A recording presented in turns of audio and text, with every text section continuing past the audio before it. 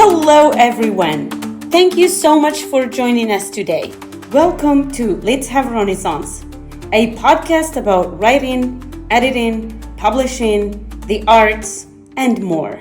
I am Ito Otini. And I'm Makaya Otini, and today we're speaking with Siavash Golkar. Siavash is an NYC-based visual artist whose work interrogates the economics of social exchange, exploring questions of self-worth and perceived value. His paintings render impossible human anatomies, a head replaced by a hand, a torso split open revealing a hollow interior, a mouth disembodied, highlighting the clash between internal pretenses and superficial interactions. Siavash is also a working scientist. We're delighted to have him with us today.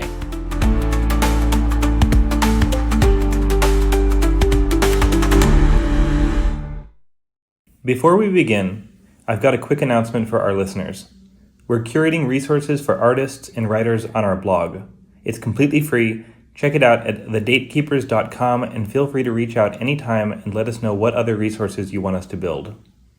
Also, we'd really appreciate if you'd subscribe, like, comment, and share this podcast with your friends and on your socials so we can reach more people and do more for the creative community. Thank you. Siavash, thank you so much for making the time to join us today. We're so excited to have you. Can you please tell us about yourself? Thank you so much for having me. This is a great pleasure to be here. So I'm a visual artist based in New York. I am mostly a figurative painter in the medium of oil primarily.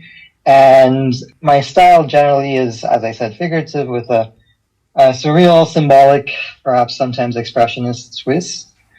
The sort of stuff that I guess drive me and I'm interested in are generally what I would call like the basic human condition, what makes people tick, perhaps at a fundamental level. There are universal through lines that run through all of us, that connect all of us, both positive, maybe sometimes not always positive, and this is what I try to reflect in my work. I think like I'm a little bit of a statistical anomaly. So, for example, like I've had the privilege to have voted in political elections in 4 different countries. And in these different countries, the stakes have been vastly different. So I participated in a political election in a country where honor killing of women is still a thing. Maybe it's rare. Forced sex change of gay men is a thing, even though that is also rare. And then I've also participated in political elections in a country where people are thinking about pensions. So the point I'm trying to make is to say that I was surprised in both cases to how similar people's approach to their desires, to their wants, what they need in their day-to-day lives is, even though the stakes are different. And similarly, I have worked across very different fields. So my background is in the sciences. I have a PhD in theoretical physics. I worked as a researcher in a number of different fields after finishing my PhD. I worked in neuroscience, I worked in biology and AI. And again, those fields are vastly different. So one is very theoretical, one is very practical. And also, of course, now as a painter, I guess the nature of the specifics of what people are after is very different. But the way people approach it is basically, I think, always the same. And at first, this was very surprising. You might think that, different contexts would change people, but honestly, my experience has been that it's not. And some of these through lines that I think is very obvious is that there's a universal desire to be seen, to be heard, maybe the universal desire to be happy, to live free, and of course for purpose and comfort. And then I think perhaps on the other side, what generally leads to conflict, either politically or in work situations, is also fairly universal that, for example, coming from a desire for purpose and comfort, people tend to define the self versus the other, for example. Or they have a tendency to name what is familiar and to reject what is not. So I think this has always been, regardless of profession and regardless of where I have been in my life, has been a constant that just reminds me and often surprises me how similar people are. In your artist statement on your website, you bring up this economic problem of supply and demand as it applies to an expanding human population. And the idea is, as the more humans there are, the more supply there is, the less perceived value each of us has as an individual. And this is an interesting thought. It's a thought that has occurred to me and troubled me at times too. Can you talk about how you deal with that problem? Because that's the economic framing, but of course there are many other ways to frame the problem of human value, and you've got different lenses to work with as a physicist and as a did you say a neurologist? Neuroscientist. As a neuroscientist, and now as an artist. And can you talk about the different ways that you conceive of human value outside of that economic framework? If I were to put my neuroscientist hat on for a moment, I would say that the dopamine signal that you receive in your brain, this is basically a learning signal, and you get a kick from that. And the reason that this is proportional to scarcity is that it teaches you about something that you haven't experienced before. So the reason that, like, basically something that is scarce, something that is surprising or like pleasant, has this, the reason that it is pleasant is very, very hard coded in how we have evolved. And so what does that mean for us who are kind of like living in these societies that basically the most abundant resource I can claim in New York City is people. So I think it's very common for people to feel like they are not valued, that they are replaceable, right? I think like this is a very common advice that we give to friends, just move on. What does just move on mean? It means that there are others, like, you know, you don't have to take this seriously. I'm not saying that that's bad advice. I'm just saying that, like, the nature of it comes from the fact that we are replaceable. One thing that we should also realize that in this, if we think about this as a social economy, we are both the consumers and the consumed. And if you feel like you are being reduced to like just your utility, then you are as much a perpetrator as a victim in this case, because we're all in it together. So how to proceed? I don't have any answers, like what's the solution to this? But at least in my work, I try to represent some of that from different perspectives. I can give you some examples of like some of my paintings that try to deal with this. Yes, please go ahead. So I guess like one of my paintings that I think has been the most successful in this regard is called Silence. It has a central figure. This is kind of fairly common in my practice, that like the figure is fairly front and center and the background is fairly vague. In this case, the figure is holding their hand over their mouth, but they have other mouths starting from their forearms or their chest. And in the background, you have the masses with blacked out eyes that are just staring. So this is, I have to preface this that I like to make paintings that would reflect in different people perhaps differently. So I don't like to have a painting which is very obvious, that has like a very on the nose message. So I don't know how successful this painting is in that regard. So usually before saying my own interpretation, I like to ask what this makes the other person feel. But in this case, I think like the thing that I wanted to convey is that there is social pressure, there is social judgment, and what we do and try to do is perhaps like very much influenced by the way we are perceived. This is also like a little bit of code switching, perhaps, going on. But I don't know. One thing that I think like I would like to claim is that often I don't know why I paint what I paint, like exactly like what that motivation was, but the feeling is kind of always the same. And I think this is something that would connect to many people at a personal level. Yeah, and different people get attracted to different ways of expressing themselves. Why did you choose painting? I don't know. I have been drawing for a long time. I guess I started painting like most, I guess, visual artists from a very young age. But then I think for a long time I didn't, because the value system where I grew up was mostly on the sciences. And visual arts was kind of like a bit of an escapism for me. Like I was fully, I guess, engaged in the sciences when I was growing up. And I was like drawing on the side. So it was mostly like a pastime. I was kind of good at it. I wasn't amazing at it until I actually like made an effort to get better over the past 10 years.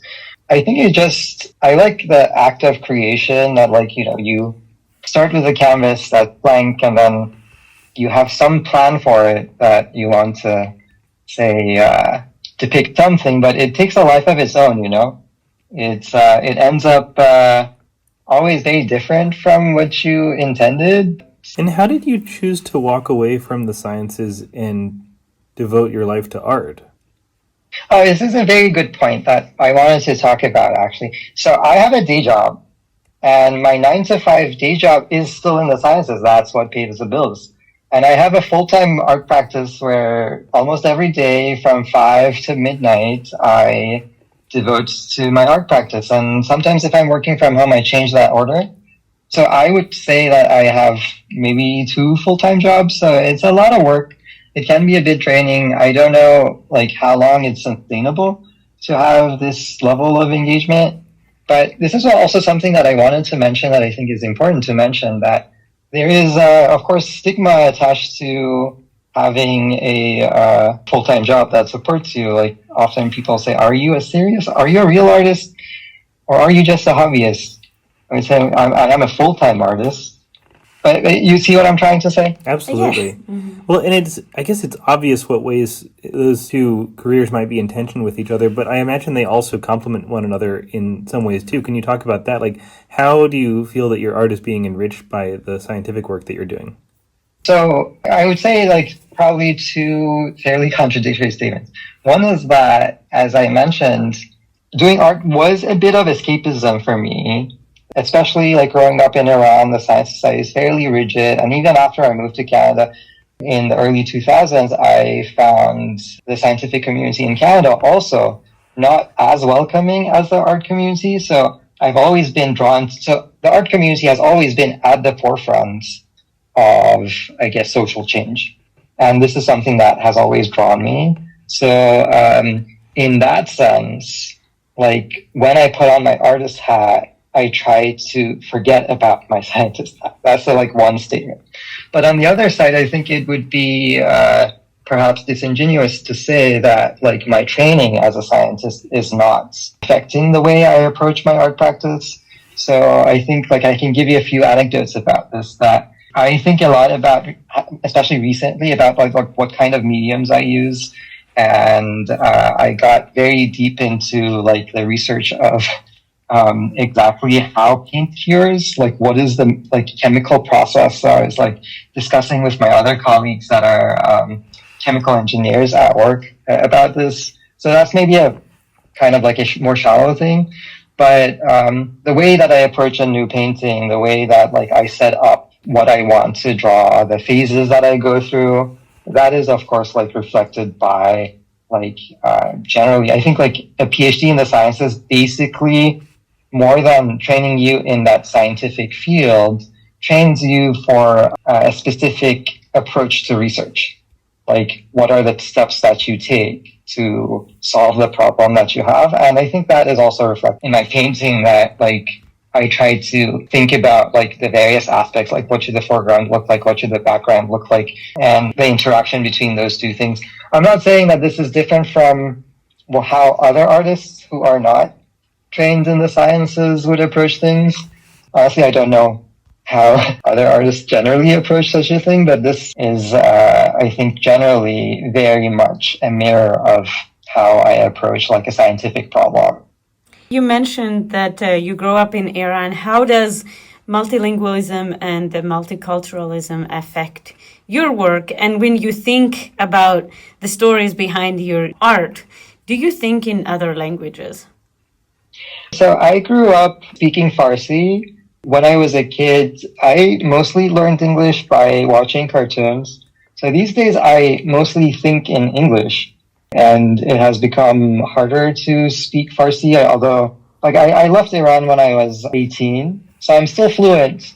But it's funny because I only speak with my parents and my brother in Farsi, so if I meet someone else and I need to speak politely to them, it's very difficult for me. And now I speak French and I also speak Japanese. So I think like once you go past your first language, your second language, it kind of turns into like a filter that you put on top of a base thought process, which does not have language. So when I try to like, I don't know, speak English or Farsi, almost like my thought process is different. And the sort of jokes that I might make in English are just unthinkable, for example, sometimes. In Farsi, perhaps because of like the different cultural norms. But I think like this is, as I was saying before, this sort of differences are fairly superficial. That like, for example, the sort of like, I don't know, slapstick comedy that might be, maybe perhaps it's more of a difference between like, I grew up there as a child, so I still have like the linguistics of a child that has to be polite in Iran. Whereas like here, I am, I guess, functioning as an adult. So I have more of like the linguistics of an adult, like speaking English. So that's maybe more of the difference. But regarding to your question, like how does that affect my art practice? I think, as I was saying before, the sort of stuff that I try to approach in my art are things that are like go beyond borders or cultures. It's just this realization that like there's so much sameness across all of us that pervades all of my work. I kind of want to return to the question that I raised earlier that you articulate in your artist statement, because it's a really pressing problem. I know you said you don't have a prescription for what we should do about this as a society, but how do you handle this in your personal life? Because it seems to me like there is a level of truth to this. I mean, in one respect, every baby born decreases my value as a person just a tiny bit, at least in relation to the job market, maybe. And maybe that's true in the sense that Newtonian physics is true, but then outside of that, there's Einsteinian physics and quantum physics, and there are realms that can't be quantified in Newtonian terms. So, and if you follow that economic logic to its natural conclusion, like, okay, if every baby born means my value decreases a little bit, then, well, what can I do to increase my value? I guess I can make sure fewer babies are born, or you start to understand the logic of the school shooter, and I'm sure that's not where you're going with that. You're articulating a problem that we all sort of have to find a way to deal with. And can you talk about the ways you deal with that in your personal life to make that reality livable? Absolutely. So I think a very, very concrete example is dating apps. And dating apps, you have access to, I think, like thousands, maybe tens of thousands of matches. And this makes any single date, especially in a city like New York, there's so much concentration that you notice it immediately. That whereas perhaps if you meet someone in person, again, if you're meeting someone in person, there is some level of scarcity, right? This is the person that's here right now. There's nobody else here. This is just the person, so I need to like pay attention to them. So then if like someone in person says something that maybe is not a perfect match for you, then you say, okay, well, let's think about other things. Like maybe there's compatibility elsewhere. But on dating apps, like what has become fairly prevalent is that like as soon as there is the smallest incompatibility, people move on. You say, okay, why should I invest in this one person when there are like so many other people I could be messaging? Of course, that's a fallacy. Like there's tons of other people, but you don't have a ton of other time. One realization is that, yes, while you engage in this sort of practice over time, the fact that you are exposed to this multitude of options slowly erodes your perception of value, so that this is what I personally believe that has happened to me, that by engaging in such dating apps over time, you just become a meaner person. That's, at least I can say that about myself. No, I think that's true. I think that's true of most people. So then, what do? I have, at some personal cost, I have tried to be off of it. No dating apps for me since January. So of course this limits the number of people I meet, but I save a lot of time. I don't actually have a lot of time to be on the apps because 2 full-time jobs, right? So that's one aspect of it, is that if you do realize that something is kind of really devaluing your perception of the worth of others, if you have the understanding or the presence of mind to actually see that, you can try to counteract it. So that's like on a personal level. But I think like this kind of also leads to our other comment about the art society and globalization, that the total number of artists as a whole is not as important as how many artists are there per community. So if we take a very simple example that there's 6 billion people on the planet, if you take 1% of these are artists, this is just an assumption, I don't know the exact number. So that would tell you that there are 60 million artists. If you have a global community and every single person on the planet can see the art of 60 million people, doesn't matter how much of a niche you carve out for yourself. If you are 1 in 10,000 artists, there are like 60 million, there's divided by 10,000, that's going to be 6,000 artists producing exactly the same thing as you and all the time. You do not stand out. But if you take the same numbers, so 6 billion people with 60 million artists, and you divide them into, say, 100,000 communities that are not so interconnected as we are now, then what will happen is that each community will have access to a much smaller number of artists, maybe 60, maybe 100. And in that society, so that we haven't changed the total number of people, right? We haven't changed the total, I guess, supply. But what has changed is the number of artists that like an average person has access to. And now like these artists can actually have a proper conversation. They can be seen in their individual societies. So the sheer number is not the problem. The problem is globalization from my perspective. Regarding similarity, I think also similarity is overvalued in social interaction. Sometimes the people we really need to be connecting with are the people who think differently from us, see things differently from us, perceive things differently from us. You mentioned earlier one of the through lines you see, the similarities are our desires, and there's a certain danger in of all of us having the same or similar desires, because if we all want the same thing, then there's definitely not going to be enough of it to go around. I mean, at least when we're talking in material terms, if we abstract that out to wanting satisfaction, for example, then it can work. But if we all want the same object, then our similarity actually becomes the point of division between us. And so I guess to put this in reductionist terms, you need a common hardware to run your operating system on so that you can communicate. But there's a necessity for diversity if we're all going to coexist and function with one another. Absolutely. I would go one step further. I would say that similarity, so what I said in terms of like my interest is like what makes people tick, but and like our similarities certainly exist, but that doesn't mean that like the things that are similar human nature are always positive.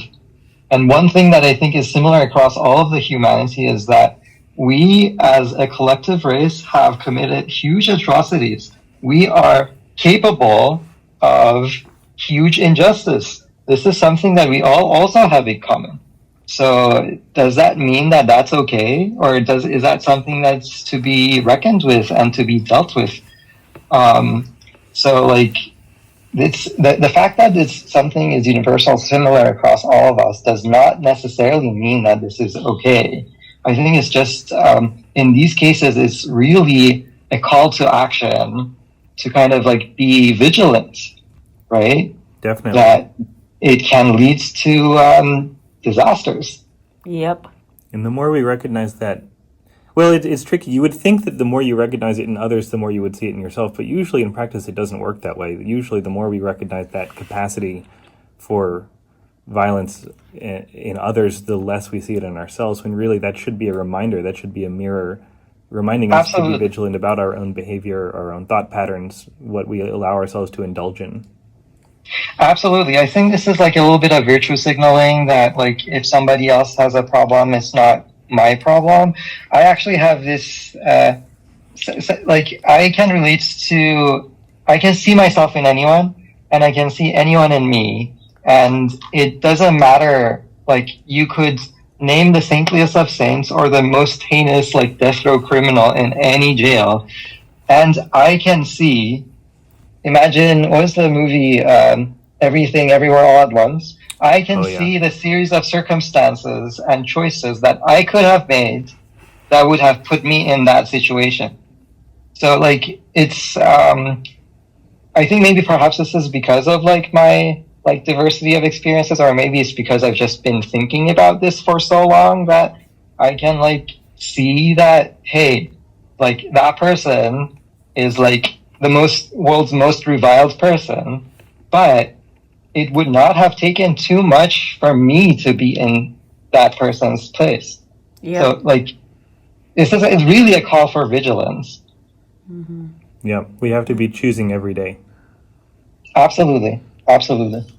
Yeah. Is there anything else you would like to add? It's been a wonderful conversation. Likewise, I very much enjoyed this discussion. The thing that I would like to add is maybe a little bit of a hot take. Maybe I would start with like what I think is missing from my practice. And if there's time. Yeah, sure. So I think like what is missing from my practice and generally from the art world at large, and to some extent, at least in my experience, is feedback and critique. And I don't really mean like, critical theory, word soup critique. I mean honest critique about what is working and what is not working in my practice, what is connecting and what is not connecting. And I think there are a couple of reasons for this, and it has actually like far-reaching consequences. The first one, I think, is I guess we touched on globalization as I think part of it, but the other one is that we are currently in a hyper-pluralist stage of, I guess, the evolution of the arts, where all movements have kind of like melded together and everything coexists all at once. And I'm not saying that's a bad thing. I think that's a great thing. But I think like what is a problem is that if this hyper pluralism trickles down to individual circles, to small circles, then like if in any small domain, my figurative practice is as valid as somebody's abstract practice, as somebody else's, I don't know, like perhaps like performance practice, then even in that small space, how can we have a productive discussion about how to move? Like, how do I improve my practice if everything that I could potentially do is equally valid? And I think there's a second reason for this. And the second one is more about how hard it is to make it as an artist. I think, like, when I think of my role, my personal role in the art society, I don't think that my primary role is to give honest feedback. I think my primary role is to be supportive of other artists. When I see someone in the community, I encourage them. I tell them, like, I highlight the positive things in their practice. And this is generally the state of affairs because we're all surviving. And what that means is that the primary role of the artist, at least in my perspective, is not to have a productive conversation about like what art is and what art should do, but we have all become emotional support buddies because it's just so hard to make it. So I think like my hot take, if I have to have like a single hot take, is that there's not enough rejection in the art society right now. And what I mean by rejection is, I mean, there's plenty of rejections for when you apply to exhibitions and things. That's not what I'm talking about. I'm talking about a personal rejection of some style. Because, as we know, like all the movements of the 20th century were primarily, all the manifestos are based on the rejection of something that came previously. So in order to have like a productive conversation, and I don't mean this rejection on a global scale, as I was saying before, like the pluralism at the global scale is a great thing, but on a private level, on a small scale, on a small band of like artists like getting together and having some thoughts, in that circle, it's more important to kind of have like this honest feedback where you say, okay, this is working, that is not working, let's move in some direction. I love that. That's what we have been trying to do. My husband and I, and the community that we've built, what we're trying to do is build the community that can do that through collaboration, feedback, criticism. It's something that we've been working on for a few years now. And we're so grateful because there are a lot of people who actually wanted that so bad. A lot of people want it. We are doing that, and we hope to reach as many people as we can and encourage people to do it in their fields and, collaborating with other people from other fields. And yeah, exactly. I think we need more of this. Absolutely. I think we need, what you're trying to do, we need more of in every community where perhaps we understand that, hey, yes, we support each other. We understand that we're all trying to survive as artists, but we also still have this responsibility to give feedback as you do. And that's support too. That's support too. Yeah, absolutely. Do you have anything else you want to throw out? No, that's everything. Thank you so much for the discussion. Very engaging. Yeah, thank you so we much. appreciate your time. Of course. Thank you so much.